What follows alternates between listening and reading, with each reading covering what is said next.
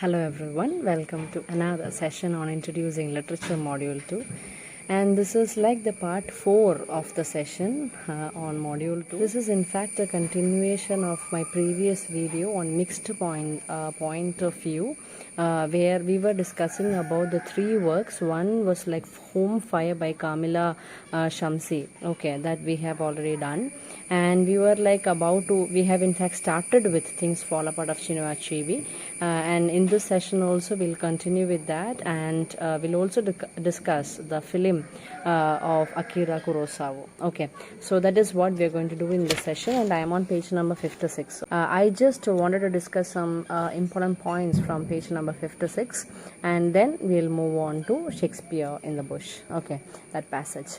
So we have started discussing about the concept called point of view, and we have also discussed about the concept called mixed point of view.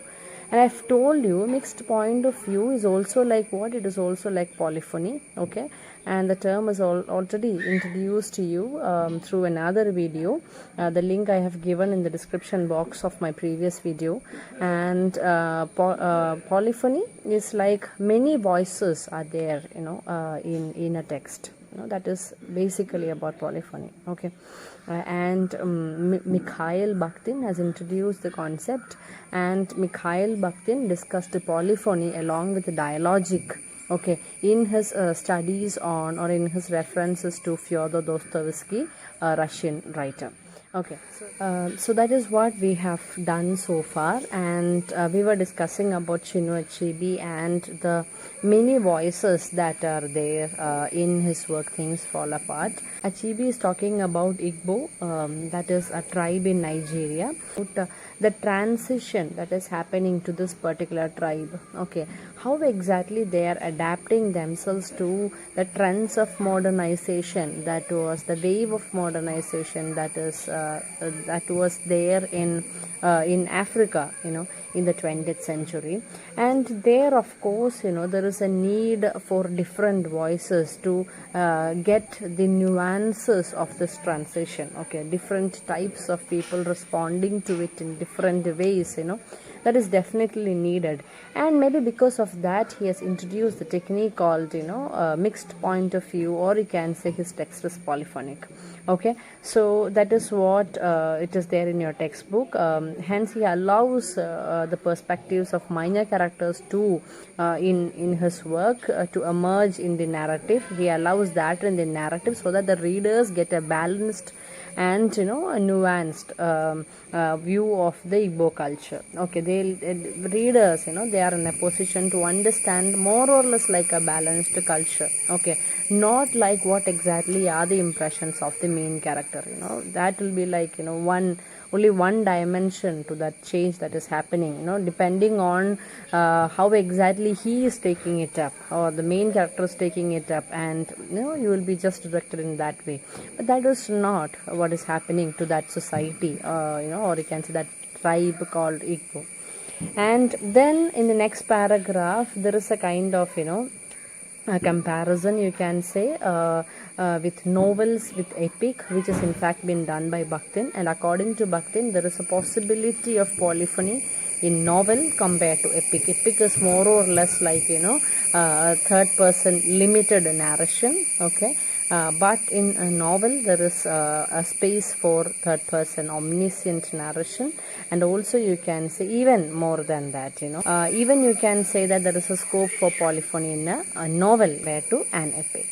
Yes, so that is discussed in the next paragraph. And in the second last paragraph of page number 56, you can see that a text may employ different technique, okay, technique of polyphony in a more overt manner, in an open manner, featuring a single incident or chain of events from multiple vantage points, points of expression, through multiple points of expression. When the text is trying to narrate the same incident, there you can see the examples of polyphony in the text. Okay, so that's it.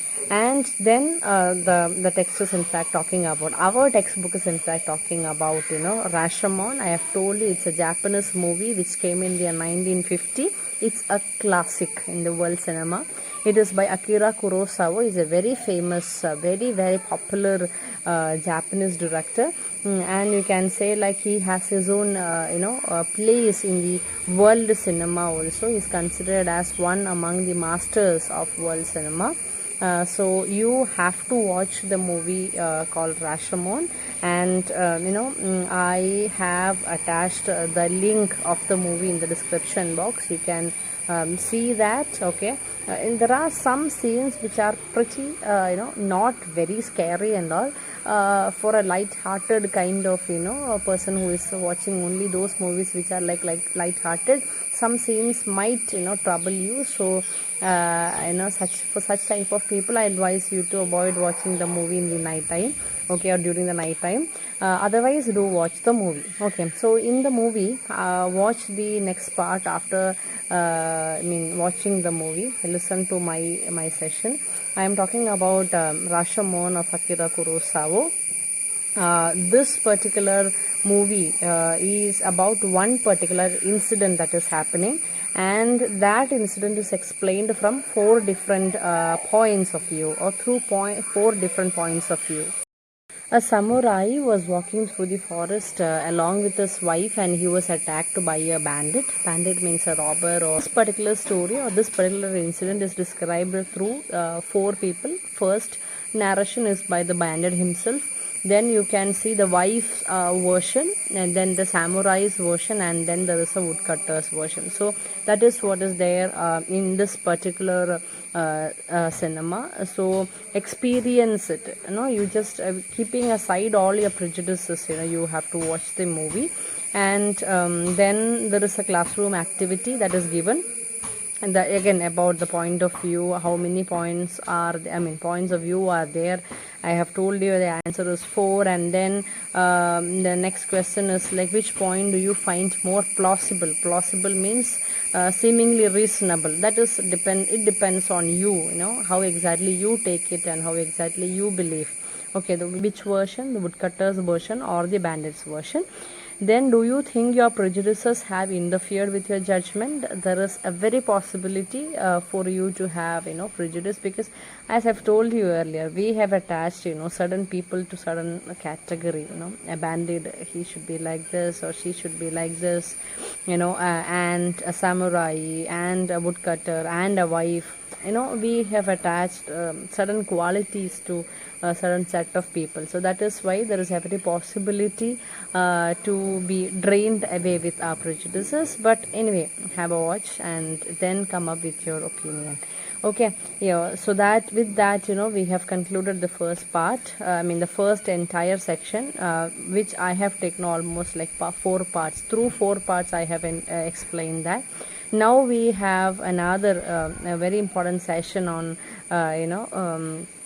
Laura Bohannon's Shakespeare in the Bush. That's a passage. I want all of you to read the passage. There is no other way left with you. You have to read it and then go through the next video to have a better understanding of Shakespeare in the Bush. Okay, so till then, take care and God bless.